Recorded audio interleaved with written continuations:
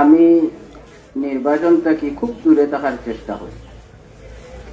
আমি যাচাই বাছাই করিয়া দেখছি যে নির্বাচনের পরিবেশটা জেলা হওয়ার আসলে আমরার দেশে এটা কয় এই ধরনের পরিবেশও যাওয়াটা আমি অনেক ক্ষেত্রে সমীচীন মনে করি না।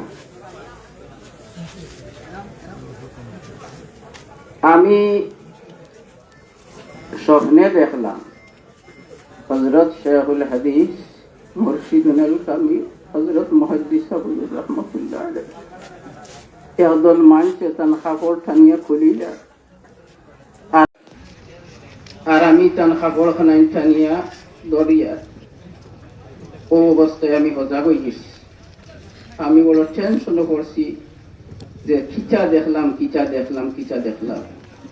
হঠাৎ করে আমার মনে পড়লো যে হযরত মুহাদ্দিস হুজুরের একেবারে আপন আত্মীয় উবাইদুল্লাহ ফারুক সাহেব দামাত বারাকাতুহুম তাই যদি এই এলাকাতে ইয়া যদি সম্মানজনক ভোট না পাই সেখানে মুহাদ্দিস হুজুরের বেইজ্জতি ও অসম্মানীয়।